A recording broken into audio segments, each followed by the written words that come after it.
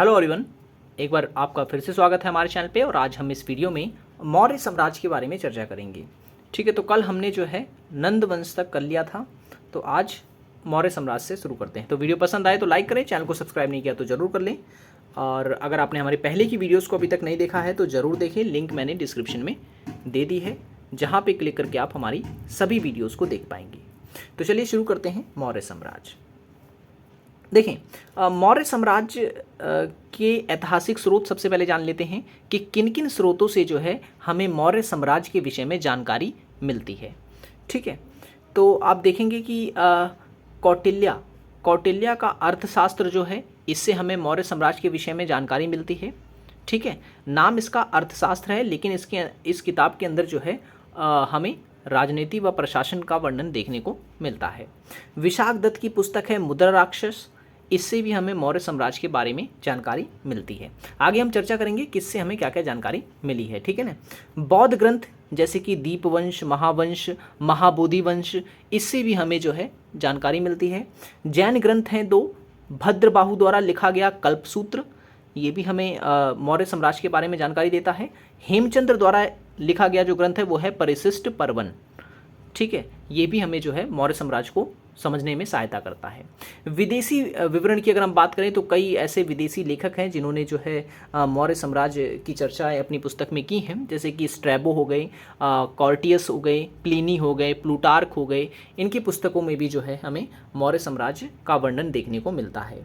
कुछ पुरातत्व भी हैं जो हमें इतिहास के बारे में जानकारी देते हैं, जिसमें जूनागढ़ का अभिलेख है जो कि रुद्रमन का है। ठीक है, रुद्रमन का जूनागढ़ अभिलेख, और चांदी व तांबे के पंचमार्क मिले हैं, जिससे हमें जो है समझने में, मौर्य प्रशासन वगैरह समझने में सहायता मिलती है। और अशोक के अभिलेख जो हैं वो काफ़ी महत्वपूर्ण है मौर्य साम्राज्य को समझने के लिए। ठीक है, और मृदभांड जो मिले हैं वहाँ पर, इससे भी हमें मौर्य साम्राज्य के बारे में जानकारी मिलती है। ठीक है, तो ये पॉइंट आपको याद रखने हैं। बात करते हैं कि मौर्य साम्राज्य की स्थापना होती कैसे है। मैंने आपको कल नंद वंश तक पढ़ा दिया था। ठीक है, नंद वंश के जो संस्थापक थे वो महापद्मानंद थे, और उसके बाद जो है घनानंद शासक बने थे। तो घनानंद जो थे, इनसे बदला लेने के लिए चाणक्य ने, ठीक है याद रखें, चाणक्य को विष्णुगुप्त और कौटिल्य भी कहा जाता है। तो घनानंद और चाणक्य की दुश्मनी थी। क्यों थी ये आपको जानने की जरूरत नहीं है। क्या हुआ ऐसा, क्या कौन सी घटना हुई जिससे दुश्मनी हुई, ये आपको जानने की जरूरत नहीं है, क्योंकि एग्जाम में ये नहीं पूछा जाएगा। तो बस इतना आपको याद रखना है कि चाणक्य और घनानंद में दुश्मनी थी, जिसका बदला लेने के लिए चाणक्य ने चंद्रगुप्त मौर्य को जो है तैयार किया था। ठीक है, तो चंद्रगुप्त मौर्य को जो कूटनीति, जो प्रशासन व्यवस्था का संचालन वगैरह, जो कुछ एक राजा को सीखना होता है, वो सब जो है सिखाया था। किसने? चाणक्य ने सिखाया था। फिर चाणक्य की सहायता से चंद्रगुप्त मौर्य ने नंद वंश के शासक घनानंद की मृत्यु कर दी। ठीक है ना, उसे मार डाला, और उसके बाद जो है अपना वंश वहाँ पे स्थापित किया था, जो था मौर्य वंश, लगभग 321 ईसा पूर्व में। ठीक है, ओके। उसके बाद जो क्वेश्चन आपसे पूछा जा सकता है वो पूछा जा सकता है चंद्रगुप्त मौर्य के कुल से संबंधित। ठीक है, कि चंद्रगुप्त मौर्य जो थे वो किस कुल से थे। देखिए, मैं पहले बता दूं कि ये वीडियो जो है हमारी सभी एग्जाम्स के लिए इंपॉर्टेंट है। कई लोग कमेंट करते हैं कि मेरा ये एग्ज़ाम है, क्या इसके लिए इंपॉर्टेंट है, ये इंपॉर्टेंट है। तो मैं बता दूं सभी एग्जाम्स के लिए इंपॉर्टेंट है। और अगर आप स्पेशली तैयारी कर रहे हैं सीटेट पेपर 2 की, या फिर DSSB की, KVS की, या किसी बिहार टीचर एग्जाम्स की, तो आप हमारी वीडियोज़ को देख सकते हैं। ठीक है, तो चंद्रगुप्त मौर्य के अगर कुल की हम बात करें तो इस पर भी जो है अलग अलग विचार दिए गए हैं, जैसे कि, ठीक है, तो जैसे कि ब्राह्मण के साहित्य अगर हम देखते हैं तो इसमें कहा गया है कि चंद्रगुप्त मौर्य जो थे वो शूद्र जाति के थे। और बौद्ध और जैन साहित्य अगर हम देखें तो उसमें जो जानकारी मिलती है वो ये कि ये जो थे वो क्षत्रिय कुल के थे। ठीक है, और मुद्रा राक्षस की अगर हम बात करें, इससे हमें जो जानकारी मिलती है वो ये कि ये जो थे वो विशल थे। विशल का मतलब ये हुआ निम्न कुल के थे। ठीक है, तो इस तरीके से हम कह सकते हैं कि वो किस कुल के थे, इस बारे में जो है अलग अलग विचार जो हैं दिए गए हैं। ठीक है, कई लोग कहते हैं कि वो मोर पालते थे। ठीक है, मौर्य वंश के थे तो वो मोर पालते थे। ठीक है, तो वैचारिक मतभेद हमें इसमें देखने को मिलता है। उसके बाद बात करते हैं चंद्रगुप्त मौर्य के युद्ध की। ठीक है, जो कि बड़ा ही प्रसिद्ध है। तो जब चंद्रगुप्त मौर्य ने अपने वंश की स्थापना की थी, तो उसके कुछ समय बाद जो है ये युद्ध हुआ था, लगभग 305 ईसा पूर्व में। ठीक है, मैंने वो नहीं लिखा है, तो वो आप चाहें लिख सकते हैं। ठीक है, तो किसके किसके बीच में ये युद्ध हुआ था, तो आपको याद रखना है ये हुआ था चंद्रगुप्त मौर्य ठीक है, चंद्रगुप्त मौर्य और सेल्यूकस के बीच हुए युद्ध हुआ था। सेल्यूकस कौन था, तो याद रखना है आपको, ये सिकंदर का जो है सेनापति था। ठीक है, सिकंदर का राजदूत नहीं, सिकंदर का सेनापति था, ये सेनापति था। ठीक है, तो ये भारत आता है। ठीक है, सिकंदर ने जो जो प्रदेश जीते थे उनको फिर से अपने नियंत्रण में करने के लिए, लेकिन फिर इसे चंद्रगुप्त मौर्य से युद्ध लड़ना पड़ता है और फिर इन दोनों में युद्ध होता है। इसके बारे में हमें जो जानकारी है वो एक पुस्तक है एपियानस। ठीक है, एपियानस से हमें जो है इसके बारे में हमें जानकारी मिलती है।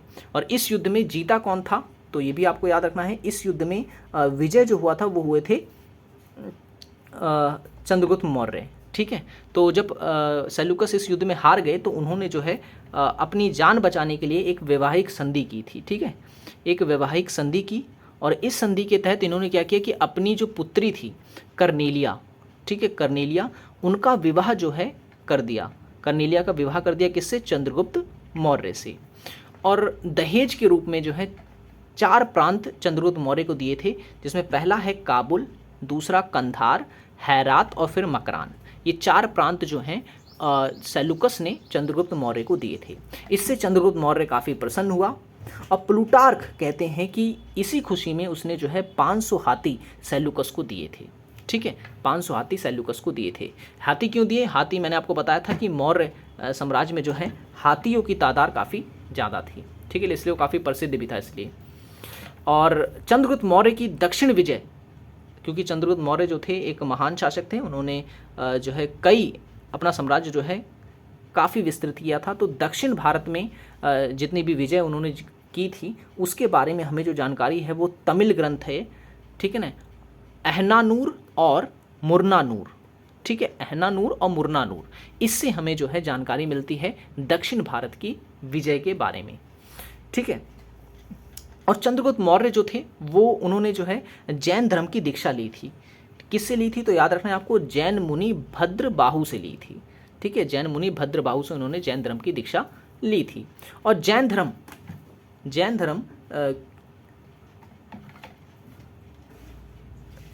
तो हम ये कह सकते हैं कि उन्होंने जो है जैन धर्म एक तरीके से अपनाया था। और जैन ग्रंथों से जानकारी हमें ये भी मिलती है कि मगध में 12 वर्षों का एक भीषण अकाल भी पड़ा था। ठीक है, भीषण अकाल भी पड़ा था। ये कहाँ से जानकारी मिलती है, तो हमें जैन ग्रंथ से जानकारी मिलती है। श्रवण बेलगोला, मैसूर जिसे हम कहेंगे, वहाँ पर जो है उपवास के द्वारा इन्होंने अपना शरीर त्याग दिया था। एक पॉइंट और याद रखना है, मेगास्थनीज जो कि यूनान का राजदूत था, ये राजदूत था। ठीक है, ये आया था चंद्रगुप्त मौर्य के दरबार में और यहाँ पर रहकर इसने जो है अपनी एक पुस्तक की रचना की थी। इनकी पुस्तक का जो नाम है वो भी आपको याद रखना है। इनकी पुस्तक का जो नाम है वो है, ठीक है, तो इंडिका नामक पुस्तक जो है मेगास्थनीज के द्वारा लिखी गई है। इससे भी हमें जो है मौर्य साम्राज्य के इतिहास के बारे में कुछ जानकारी मिलती है। अब इसके बाद होता यह है कि तो चंद्रगुप्त मौर्य होते हैं, उनकी मृत्यु हो जाती है। ठीक है, उन्होंने अपना शरीर त्याग दिया और उसके बाद गद्दी पे बैठते हैं बिंदुसार। ठीक है, बिंदुसार जो है गद्दी पे बैठते हैं। तो कब बैठते हैं ये आपको याद रखना है, 298 ईसा पूर्व में। ठीक है, 298 ईसा पूर्व में बिंदुसार गद्दी पे बैठते हैं और चंद्रगुप्त मौर्य के पश्चात ही आते हैं और ये उनके पुत्र थे। ठीक है, और इन्हें अभित्रोचेट्टस भी कहा जाता है। अभित्रोचेट्टस संस्कृत में जिसका मतलब होता है अमित्र घात। अमित्र घात का मतलब क्या होता है ये आप मुझे कमेंट करके बताएंगे। ठीक है ना, आपने जरूर पढ़ा होगा।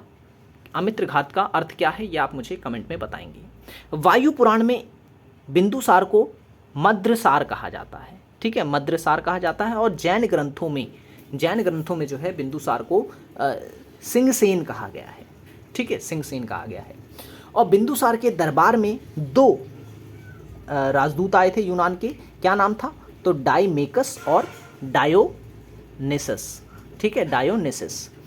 और ये जब भारत में आए थे तो काफ़ी अच्छे संबंध बने थे बिंदुसार, हम कहेंगे मौर्य वंश में और यूनान के बीच में। ठीक है, तो यहाँ के शासक ने यानी बिंदुसार ने यूनान के शासक से कुछ मांगे की थी कि भाई हमारे देश में ये चीज़ें भेजो। क्या क्या, मीठी मदिरा, सूखी अंजीर और एक दार्शनिक। तो यूनान के जो शासक थे उन्होंने जो है मीठी मदिरा और सूखी अंजीर तो भिजवाई, लेकिन वो दार्शनिक जो है नहीं भिजवा सके। क्यों नहीं भिजवाया उन्होंने? क्योंकि यूनान के कानून के अनुसार जो है दार्शनिकों को खरीदा और बेचा नहीं जाता था, तो इसलिए इन्होंने दार्शनिक जो है नहीं भेजा था। और कुछ पुस्तकों में जो है हमें ये भी जानकारी मिलती है कि बिंदुसार के जो है 100 पुत्र थे, ठीक है, 100 पुत्र थे, जिसमें जो प्रमुख पुत्र थे वो 2 थे, अशोक और सुसीम, ठीक है। तो जब तक्षशिला पे विद्रोह हुआ था तो बिंदुसार ने अशोक और सुसीम को ही उनको दबाने के लिए भेजा था, ठीक है। कहाँ पर विद्रोह हुआ था? तो तक्षशिला में जब हुआ था तब अशोक और सुसीम को भेजा गया था, 2 विद्रोह हुए थे उस दौरान, ठीक है। और बिंदुसार जो था वो आजीवक, ठीक है, आजीवक संप्रदाय का अनुयायी था और उसके समय में उसने 16 राज्यों का वो विजेता था। उसके बाद बिंदुसार की मृत्यु हो जाती है, ठीक है, और अशोक शासक बनता है। हालांकि बिंदुसार की ये चाह बिल्कुल नहीं थी कि उनकी गद्दी पर अशोक बैठे, वो चाहते थे कि सुसीम राजा बने, लेकिन अशोक ने क्या किया, ज़बरदस्ती उनसे गद्दी जो है छीनी और उनकी गद्दी पर बैठ गया था। तो कब बैठा था? 269 ईसा पूर्व में, 269 ईसा पूर्व में जो है अशोक गद्दी पर बैठता है ज़बरदस्ती, ठीक है। हालांकि सुसीम बनना चाहता था राजा, बिंदुसार चाहते थे कि सुसीम शासक बने, लेकिन अशोक जो है वो ज़बरदस्ती राजा बन जाता है। सिंगली अनुश्रुति जो है इससे हमें जानकारी मिलती है कि अशोक ने अपने 99 भाइयों की हत्या की थी, ठीक है, 99 भाइयों की हत्या की थी, जिसमें सुसीम भी शामिल है। सुसीम को अशोक ने मार दिया था बाद में। अच्छा, अशोक के पुत्र का नाम आपको याद रखना है महेंद्र और पुत्री का नाम था संघमित्रा, ठीक है। अशोक की माता का नाम भी आपको याद रखना है सुभद्रांगी। और अशोक जब शासक बना उससे पहले वो अवंती का राज्यपाल था, ठीक है। कहाँ का राज्यपाल था? अवंती का राज्यपाल था, तो ये भी आपको इसमें याद रखना है, ठीक है। और उसके बाद अशोक नाम हमें कहाँ से मिलता है? तो याद रखें मास्की गुर्जरा अभिलेख से हमें जो है ये जानकारी मिलती है कि अशोक का नाम अशोक था। और पुराणों में अशोक को अशोक वर्धन कहा गया है, ठीक है, अशोक वर्धन कहा गया है। अशोक को 2 ईरानी उपाधि भी मिली हुई थी, एक देवनप्रिय और एक प्रियदर्शी। देवनप्रिय का मतलब ये होता है कि देवों का प्रिय, और प्रियदर्शी का मतलब ये था कि देखने में अच्छा या सुंदर, ठीक है। और जो एक पुस्तक है किसकी? कल्हण की। क्या नाम है पुस्तक का? तो राजतरंगिणी। इसमें यह बताया गया है कि जो अशोक था वो शिव का उपासक था, ठीक है, शिव का उपासक था। हालांकि बाद में ये बौद्ध धर्म का अनुयायी बन जाता है, ठीक है। उसके बाद एक युद्ध होता है कनिंग का युद्ध, जो कि अशोक के जीवन के लिए सबसे महत्वपूर्ण युद्ध माना जाता है। कहा जाता है इस युद्ध से जो है अशोक का हृदय परिवर्तन हुआ था। ये युद्ध कब हुआ था? तो 261 ईसा पूर्व में हुआ था। किसके बीच हुआ था? तो अशोक और राजा नंदराज के बीच हुआ था, जो कनिंग के उस समय राजा थे। इस युद्ध के बारे में हमें अशोक के 13वें अभिलेख से जानकारी मिलती है, ठीक है। अशोक के कुल अभिलेख कितने हैं? तो अशोक के कुल अभिलेख हैं 14, ठीक है। ब्राह्मणी, खरोष्टी, अरमाइक और ग्रीक भाषा में जो है ये अभिलेख लिखे गए हैं।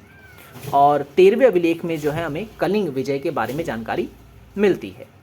और इस युद्ध में होता यह है कि रक्तपात देख करके अशोक का हृदय जो है परिवर्तित हो जाता है, बदल जाता है, और वह यह प्रण लेता है कि वो युद्ध कभी नहीं करेगा, ठीक है। और उसके बाद से ही अशोक जो है बौद्ध धर्म अपना लेता है और बहुत सारे परिवर्तन अशोक में देखने को मिलते हैं। उपगुप्त जो थे, इनसे इन्होंने जो है दीक्षा ली थी। याद रखना है, अशोक ने दीक्षा किससे ली थी? उपगुप्त से ली थी। और वो मोगली पुत्र से प्रभावित थे, ठीक है। मोगली पुत्र के कहने पर जो है उन्होंने उपगुप्त से बौद्ध धर्म की दीक्षा ली थी। इसके बाद बौद्ध धर्म के ये अनुयायी बन जाते हैं। फिर ये लुम्बिनी यात्रा पे जाते हैं, और लुम्बिनी जब जाते हैं तो वो वहाँ पर देखते हैं और वहाँ को जो है कर मुक्त कर देते हैं। कर मुक्त कर देते हैं का मतलब ये है कि अब जो कर उनसे लिया जाता था, अब उनका 1/8 भाग ही उनसे लिया जाएगा, ठीक है। और उसके बाद बराबर की पहाड़ियों पर जब वो जाते हैं तो वहाँ पर जो है उन्होंने आजीवकों के लिए 4 झोपड़ियाँ भी बनवाई थी। चारों झोपड़ियों के नाम आपको याद रखने हैं। पहला है कर्ण, फिर चौपार, फिर सुदामा और विश्व, ठीक है। उसके बाद अशोक ने अपने लोगों में जो है सद्भावना बनाए रखने के लिए जो है धम्म की नीति भी चलाई थी, ठीक है। और अशोक के कुल 14 अभिलेख हैं, और कहा जाता है कि अशोक के अभिलेखों को, कुछ अभिलेखों को पढ़ा था जेम्स प्रिंसेप ने सन 1837 में, ठीक है। तो आज की वीडियो में बस इतना ही। कल जो है हम मौर्य साम्राज्य की प्रशासनिक व्यवस्था पर चर्चा करेंगे, जो कि काफ़ी महत्वपूर्ण रहेगा और वहाँ से भी क्वेश्चंस काफ़ी एग्जाम में पूछे जाते हैं। तो आज की वीडियो में इतना ही। वीडियो पसंद आई तो लाइक कर दें, चैनल को सब्सक्राइब नहीं किया तो ज़रूर कर लें। मिलेंगे नेक्स्ट वीडियो में, और पहले की वीडियोस देखना चाहते हैं तो लिंक डिस्क्रिप्शन में है, क्लिक करके आप देख सकते हैं। Thanks for watching this video.